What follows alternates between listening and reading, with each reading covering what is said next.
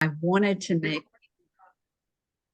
oh, okay, thanks, Jean. And I wanted to make it fun and colorful so that the child would be attracted to it, and yet learn a lot about trees and maybe come away with a great appreciation for trees, and maybe have that same little question that says, I wonder if trees really do talk. And the truth is, and we can talk about this a little bit later, they do talk.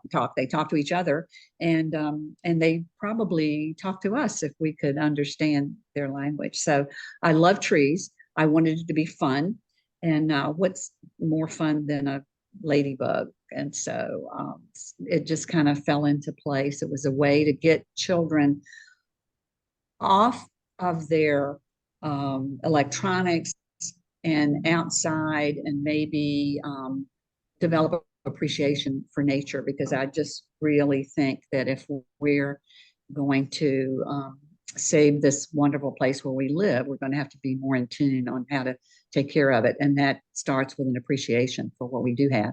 And you got to start with children. You got to start there. So one of the things you want to accomplish is to get them off their cell phones and their iPads and that sort of thing. Exactly. And get them outside, get the parents to get outside with them, get them hiking and walking. And if they have a knowledge and they can look on this, oh, this is an elm and this is an oak, and this is that tree and that tree. And then there's lots of little interesting fun facts that they know about this tree. And then maybe even collect some leaves and take them back into their room, and then make some things with the leaves so that they have a real connection that's ongoing all the time.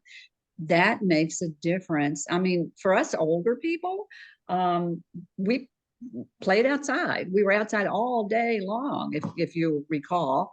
And that's not happening today. And I think because kids are not outside so much and not exposed to nature so much, that they're not developing that deep appreciation for what nature really has to offer. To me, I love to camp.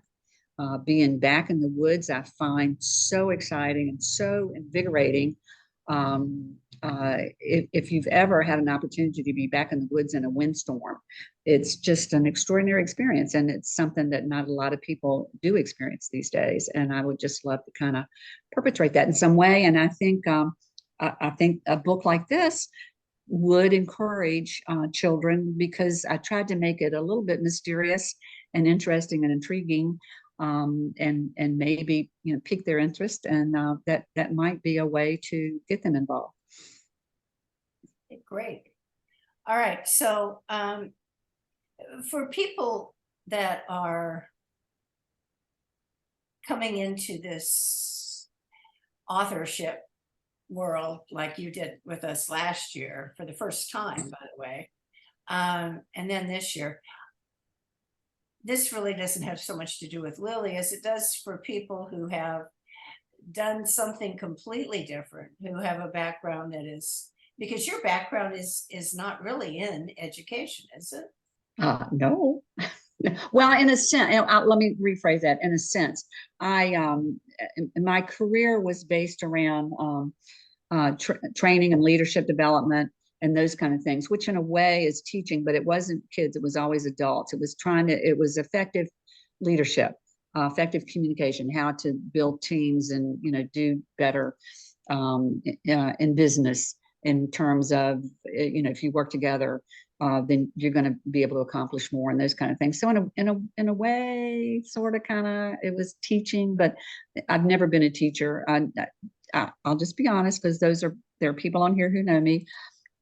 I don't know that I have the patience to be a teacher. I'd love to teach kids, but I don't want to be there all day trying to do what teachers do, which I'm just in awe of their patience and their understanding. So I do want kids to learn and experience things, and I'm so glad there are people who do that. I'm not sure it's me. So this is my way of maybe changing the world a little tiny, teeny baby step at a time with children, from a distance, in a way, because I don't think I could be a third grade teacher, but maybe I could write something that a third grade teacher could use, and it would be beneficial. So this book is very different from Blue Crab.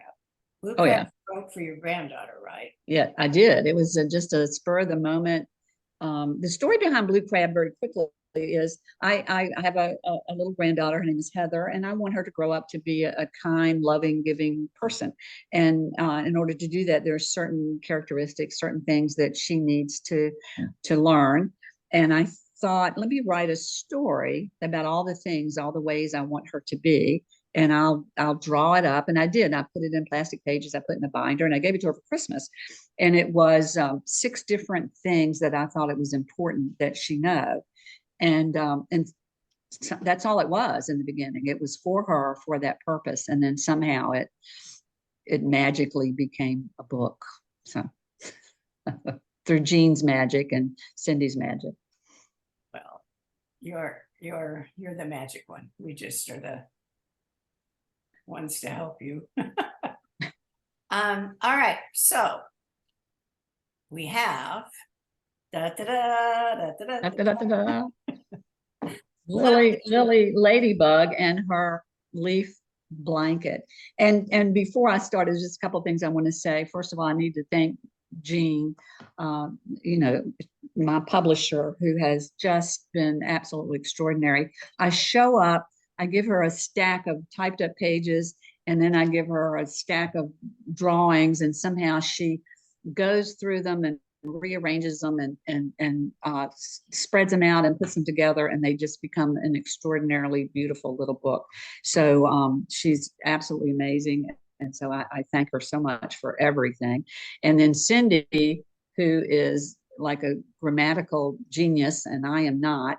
I tend to write just like I talk, which means every sentence begins with and, you know, and then from there. And so she has to go through every line and make it structurally correct, so that if anybody who does read it, they're not saying, oh my word, who in the world wrote this?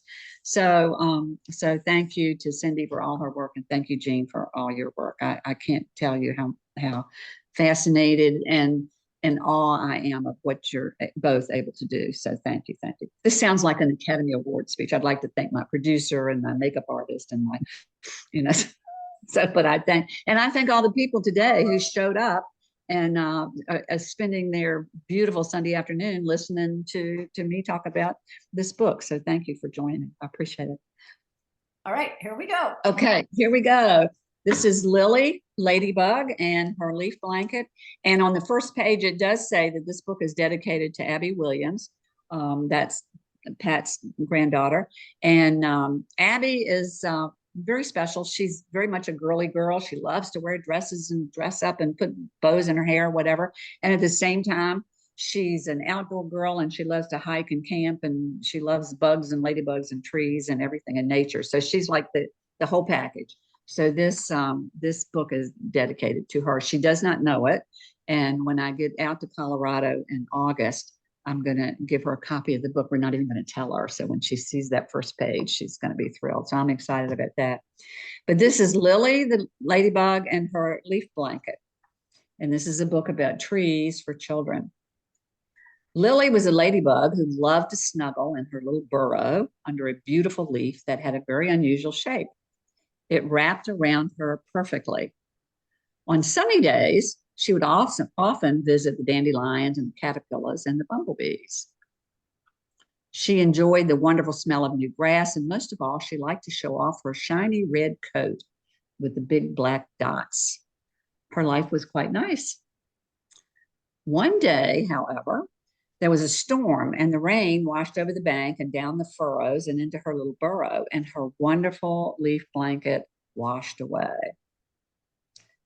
She was sad. Her leaf blanket was very special, and she'd never seen another one quite like it. Lily had many tree friends, and she thought that they might be able to help her find another leaf like the one that she had. So she often talked to them, and they talked among themselves. And it is true, trees do talk. If you venture into the woods and are very quiet, you'll hear them whispering to each other. We don't understand what they're saying because humans have never taken the time to learn the language of trees, but ladybugs certainly do. So she set off for the forest. She'd walk a little bit and she'd fly a little bit. And soon she was surrounded by many trees. She flitted up and landed on a branch that belonged to Orville Oak. "Hi there, Lily," whispered Orville. "What brings you so deep in the forest today?" "I'm looking for a very special leaf and I need a new blanket." "Well, I'd be happy to give you one of my leaves," said Orville, and he rustled his mighty trunk. Oak trees are the biggest and the tallest trees in the forest, and one big leaf came cascading down and settled across the branch where Lily was sitting. She checked it out, side to side, top to bottom. Orville was a red oak, and the leaf was beautiful and it had nice red tips, but it was not the leaf she was looking for. Lily knew Orville was very proud of his leaves, as oaks were among the proudest of trees, and she didn't want to seem ungrateful. "This is a beautiful leaf and it would make a nice blanket, but it's a bit too big for me." She went on her way, but she could hear Orville whispering something as she left.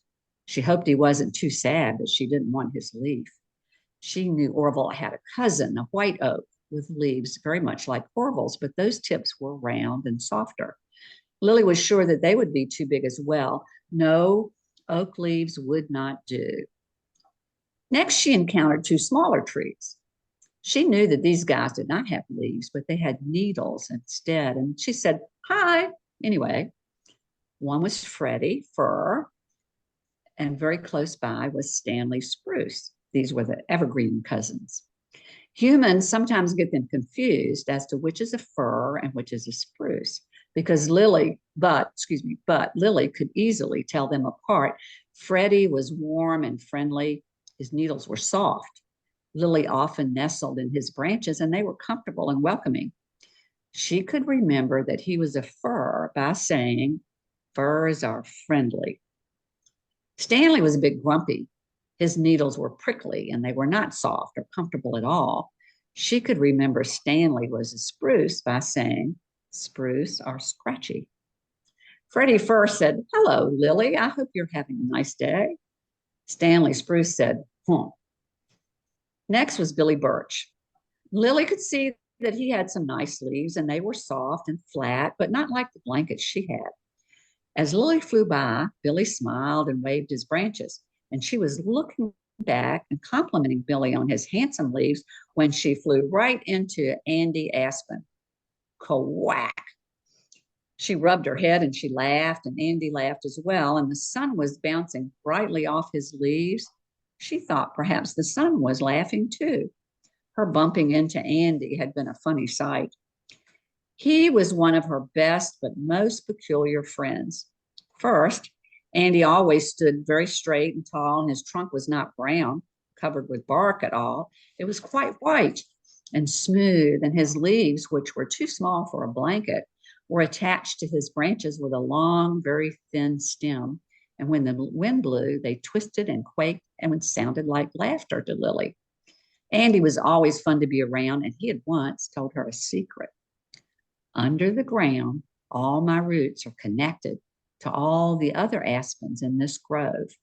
We look like we are many trees, but actually, we are all one big tree." She explained what had happened to her blanket, and Andy suggested that she check out Maggie Maple's leaves. "I think they'd make a perfect replacement. Maggie's just down the way," he said. Lily made her way deeper into the forest. Humans are often frightened of going too far into the woods, and she thought perhaps it was because they'd not gotten to know trees as she had. Humans often did not realize how incredibly helpful trees are. Not only do they freely provide shade and food and shelter, but trees supply the oxygen that humans need to breathe. We couldn't possibly exist without trees. Lily knew this only too well, and not only were they willingly helpful, but they were incredibly wise. After all, most of them were quite old, and all their many years had been spent standing still and watching and listening. Lily had heard that some trees in a place called California were between 4,000 and 5,000 years old. Those trees must surely know everything. Lily knew one thing. She needed to find her blanket before winter came, so she traveled on. She was thinking very hard about trees and how they often warned each other of danger, and they could offer directions to anyone who might be lost. She knew that moss only grows on the cooler north side of her tree friends, which was a good guide when Lily was going south. She was thinking so hard that she tumbled right over a branch that belonged to Edith Elm. Ouch, she said, and checked her beautiful red coat to make sure none of her dots had been damaged. Edith whispered, "Sorry about that, but I was here first." Lily was fine. She was just a little dazed. "I know," she replied. "I was deep in thought about how helpful trees are, and I wasn't watching where I was going." Edith Elm's leaves swished this way and that as she laughed. "Well, I certainly helped get your attention. What else can I help you with?" Lily explained she was looking for a particular leaf. Edith's leaves were beautiful, but again, not the right fit. Her best hope was to find Maggie. She didn't want to hurt Edith's feelings, so she reminded her how helpful her leaves had been when Lily wanted to float across puddles after a rain. They made perfect boats. Edith beamed, and with pride, she flitted a leaf or two down to the ground just in case they might be needed. Maggie was Lily's last hope. However, she had heard that Maggie was a silver maple and quite stuck up. She found that a little funny because Maggie had cousins that supplied very sticky sap that made delicious maple syrup. And she thought if anyone should be stuck up, it should be them. That seemed so funny to her that she started giggling and giggling, and soon she was laughing so hard that she had flown right past Maggie without noticing. She looked back to see Maggie turning her leaves in the breeze and to catch their very shiny silver underside. As the sun bounced off of them, they glittered and danced. Maggie held her head up in a very haughty manner. Her leaves were quite remarkable, and Lily could understand why Maggie was so proud. She could also see that although sleeping under such a fancy blanket might be impressive, Maggie did not have the leaf that Lily was after. What was she to do? Where had her blanket come from? She had checked out almost all of the trees in the forest, and she really missed her blanket and had so wanted to find another one. Just then, not far away, was a funny little tree that she had hardly noticed. What a surprise! There were her leaves. Lily was so excited. She flew over, making loop-de-loops, and landed on one of the branches. She hopped on a leaf and she wrapped it around her, and it fitted perfectly. It was ever so comfortable. The little tree just looked at her. Excuse me," said Lily. "I don't think we've met."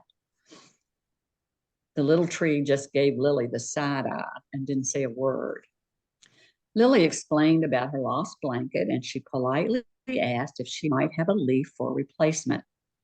The tree just glared, then puckered up and let loose with a whirlwind response. "Excuse me? Excuse me? I'll excuse you, young lady. You come here and dare ask for one of my leaves?" Lily noticed that most of her tree friends talked in gentle whispers, but this tree was speaking quite shrilly. "I'll tell you a thing or two. I am constantly expected to give up my bark for tree and my roots for root beer, and now here you are asking for leaves. What next? I'll tell you what next." And the tree went on, fussing about everything from the birds to the weather. Wow, Lily thought, what have I gotten myself into? Then she realized this was a sassafras tree. Of course. Why wouldn't a sassafras tree be sassy? That was to be expected. She had heard tales about Sam the sassafras, but she'd never had the pleasure of meeting him, if one could call meeting such a sassy tree a pleasure. He sassed everything and everyone at every opportunity, and he was good at it. However, Lily had also been told that once you got to know Sam, he did have a good side. He could be very generous. That night, back inside her burrow, wrapped in a wonderful blanket generously given to her by Sam, even though he fussed and fussed about it, she thought about her many tree friends. Trees are interesting, she mused. Every tree is very different in size and appearance, but still all very much the same, each having their own personality and their own set of leaves in their own distinct way. Some were proud show-offs, some were peaceful and comforting. others a bit hard to like and somewhat grumpy, but each one was valuable and special, and each always having a generous and helpful side. Even Sam, sassy and not so pleasant, was deep down willing to help. Yep, she thought as she drifted off to sleep. Yep, trees are special friends. They are helpful and wise. And even in winter, when they have to let go of their precious leaves, they find themselves suddenly bare and vulnerable, but they still stand confidently. They stay steadfast and they never worry. They stretch out their bare branches before the cold and the wind with great assurance because they know that spring and better days and new growth will always return. And come to think of it, don't you think trees are a bit like people? All different, but all the same, and some very wise and some fun, some grumpy. But even the grumpy ones can have a kind side. Don't you think we could take a lesson from trees? Stand tall and strong and have confidence, and no matter what, spring and better days will always return. Yep, we could learn a thing or two from trees. The end. So that's Lily and her leaf blanket and her tree friends. And the paragraph after this one, because this is just like maybe the first, I guess, 2/3 of the book. There's still other things that, and I won't, read all the other things, but I do want to talk a little bit about it. The next paragraph says, the next time you see a tree or take a walk in the woods, you can recognize Lily's friends by looking at their leaves. You can tell a spruce from a fir by feeling their needles.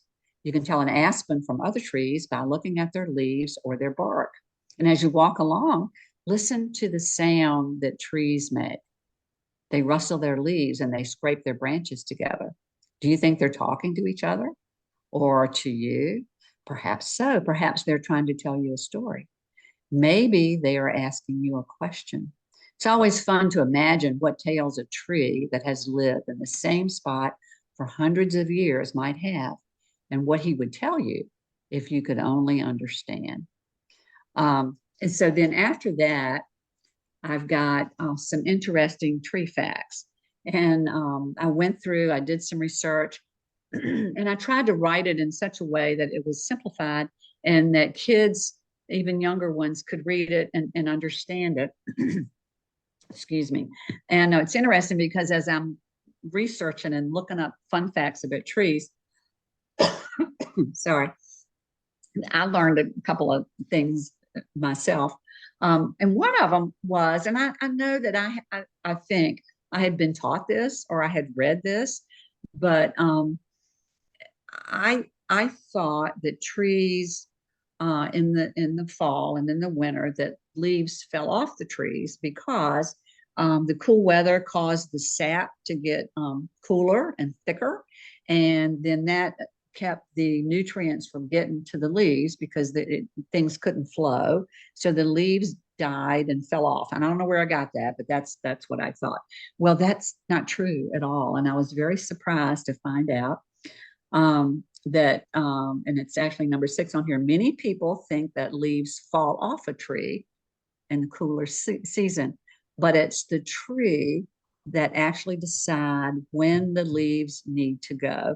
Winter months can be windy, and most trees have those big, flat leaves, and wind against a broad flat leaf could cause a lot of damage. And also, like if heavy snow builds up on the leaves.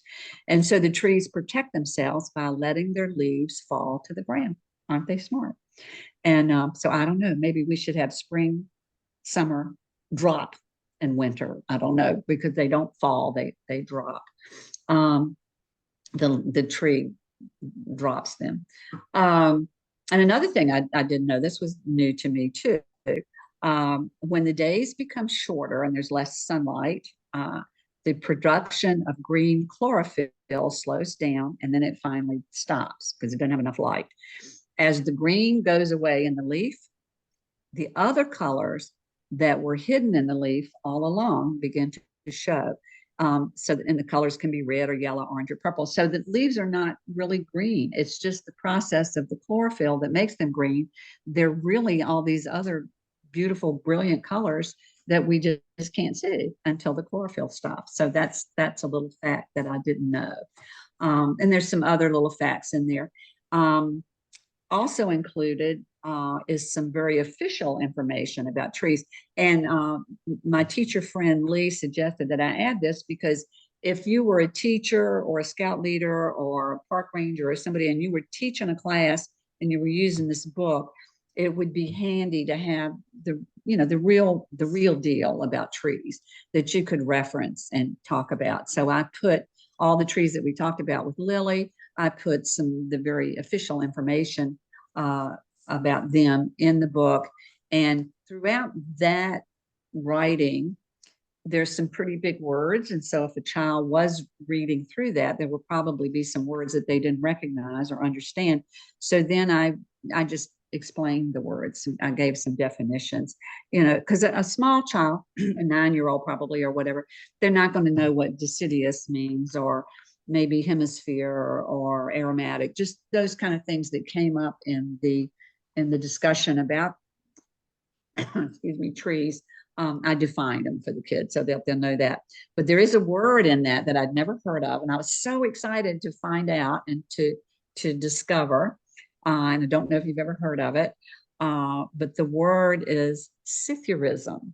Scythurism, and what that means is, and so this is true, trees actually talk. The word means the sound that trees make when the wind blows through their leaves and branches, or better still, tree language. And it's pronounced without the P, and it sounds like Scythurism. I love that. So it's official. They do talk. If we only knew how to speak Scythurism. Then also I included with the book, I drew, because the book, all the illustrations in the book are very cartoonish, and so you can't really get a real appreciation of what the leaf looked like. So I did include a specific drawing of the leaf. So if you took your kid into the woods and you wanted to look for these particular leaves, I believe you could use these examples, and you'd be able to find those leaves and identify them. And I did them in pencil and black and white, because leaves are so many different colors. I didn't want to try to do them in colors, because in the spring they're almost a lime green, and then they're bright green in the summer, and then they're different colors in the fall. So I thought maybe just a black and white rendering might be the best way to go on that. And then at the very end of the book is some fun things to do with leaves. So after you've gone on your little walk and you picked up your leaves, you can go home, and there's several little craft things that kids can do, just to really emphasize the leaf and keep it in their room, and maybe it's hanging as a sun catcher or whatever.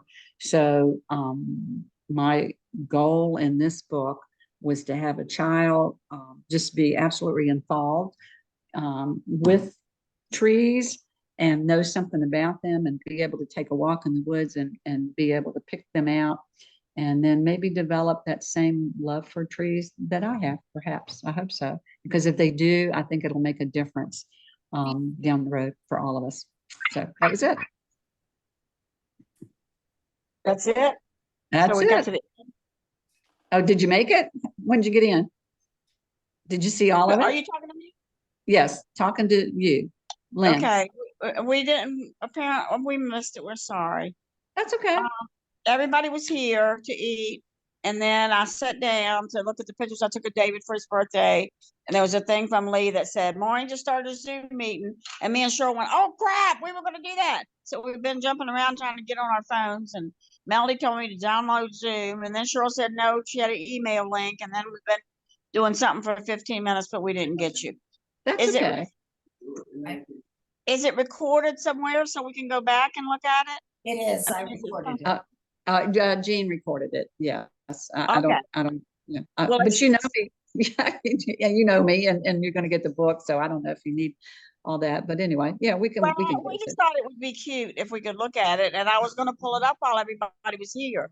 Melody is still here, and Samuel, Okay. and Donnie and Cheryl, but All right.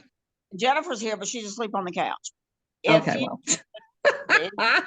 If Jean sends you a recording, if you'll put it on or send it to us or something, that'd be great, because we were trying to be supportive, and we're all 4 or 5 or 6 books or something. Yeah, So yeah. I mean, you're always supportive. I know you are. So it's not, don't apologize. You're good. You can all unmute if you'd like, and ask any questions of Maureen, or tell us how you feel about the book, or whatever. or whether we don't like Maureen or not. Yeah, what do you know on Maureen? Grandma, Yes. Hi, Brian. Hi, Grandma. Hi. Oh, hi, Amanda. Did y'all get to hear the whole thing? Yes. we listened to the whole thing and just wanted to say that how proud we are of you and how Oh. inspirational you are, and we just love you. We're so proud. Oh, I don't make me cry now. Thank you. Thank you. Thank you. I'm so glad. Thank We you. love you. We love you. Brian, ditto to what you said. We are Yeah. so proud of Maureen. I can't wait to get our copies so that we can, just go out in the woods and do all this. Yes, It's yes, so yes, yes. exciting. Thank you. Thank you, Pat. Thank you, Brian and Amanda. You made me cry. I know I said it's almost making me cry, but but Jean, to be honest, even with the first book, Jean is like so impressed that I'd sold so many copies. I said, Jean, I have a huge family and a lot of friends. That's all it is. So, and Maureen, as what? I've got to tell you that Aspen and Griffin were just, their eyes couldn't leave the screen. Oh, seriously? Okay, good, good, good. Because they're little, and so it held their attention. Oh, thank you, Phyllis. Thank you, thank you, thank you. Looking So- forward, her name is in that book several times because Yeah. she was Yeah, the there you go. That's right. So Okay. we look forward to getting it. I'm gonna log off now because they're going a little crazy. Okay. Wait 1 second. Wait 1 second, because Sure. I do have something to tell you all that Maureen doesn't even know. Uh-oh. We are doing a virtual copy of this book that kids can actually write in on their iPad or phone or Oh, how online. cool. Oh, I did not know that. Oh, my gosh. And it's also going to be narrated so they can follow along with it. And my gift to you today for showing up is a free copy of that. Oh, Oh my gosh, Jane. Isn't Even that for sweet? those of us who showed up at the end. Cheater, cheater. Yeah. So just make sure that you send your email address to Maureen. She knows my email address. All right, so that we know you were here, and Yeah. so that she has the list, so that when it comes out, and it's going to come out before Christmas. Well, that- congratulations, Maureen, and I'm looking forward to that for the kids. Okay, thank you, thank you, thank you. Oh, this is yeah. Oh, okay. Did you see my thing I wrote on your comment about the Girl Scouts the other day? Oh, yeah, but yeah. Yeah, Can you repeat it? They don't go out and learn stuff. Even the Girl Scouts now are aiming the children towards computers and how to succeed in life, and they just drop the nature, and I just think that's so wrong. Yeah, So, yeah. I just think this book is really going to be hopefully a step in the right direction for people to going back outside again and taking their children Well, with them. and that's the whole point, and I hope so too. I wanted to make it fun and interesting enough that they'd be intrigued, and even because I learned things as I went that I didn't know about trees, and so hopefully there'll be things in there that adults will be a little bit, kind of enticed by as well. Right. I think so. Yeah, All right, thank well, you. we'll sign off too, so y'all Okay. can get off and do your Thank business you and for stuff. coming. Okay, thank. I'm sorry I didn't see the whole thing, but I'm sure it was wonderful. But we got it at the end, so. Yeah, Okay. you made it.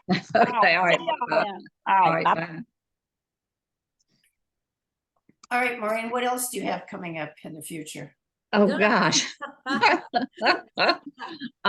Well, we are kind of working together on a kids journal that's interactive, and the kids journal has some fun little characters, and that we hope kids can use for various concerns. For instance, if they're being bullied, or maybe they're shy, or they're different things that kids have to deal with and this would be a interactive journal where they can write their thoughts. Every day, every week, they would have maybe a focus, like an affirmation.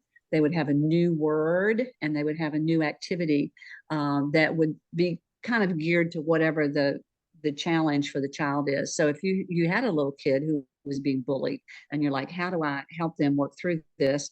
Then it's called Busting Up Bad Days. And so Buster would give them something to think about, and Helpful Hannah would give them something to do that might be fun and exciting and different, that would help them through some bad days. And then Andy would give them a new word that was also be a focus. And so it's a learning thing, but hopefully could help them as well. And we want to do, I don't know, as many of those in as many different directions as we can for the particular topics that children are faced with today. Maybe you have a child that's moved around a lot and he doesn't have a lot of friends. And maybe he's not shy, but he doesn't know how to make friends, or maybe somebody who's painfully shy, or somebody who's, struggling with maybe their home life, or lots of different things, that problems that kids have. And so make it fun, but give them a focus to be able to take whatever their concerns are and perhaps, move them in a good positive direction. So that's the next big project. And I think that, and Jean is going to set that up in a electronic format so that they can go online and they can read and they can write, right on the screen and so forth. And so that's pretty exciting, I think. We're trying to get them away from computers and electronics. I know, right? So we get them right back, but we might as well face reality. They spend a lot of time online, and so if they're going to be online, if we can give them some good things to work with, then that's not too bad. And then after they get on the computer, they can go outside. So. They can print it off if they want to. Yeah, it's up to their parents or whoever their supervisor is. Yeah. I'm going to stop recording. Okay. Maybe. Where did it go? All right. Okay. Mind. I don't know where it went. So anyway, we've, this is Lily, and you've certainly met her. If you have any comments or questions, I mean, I'd be happy to, try to, give you, my perspective.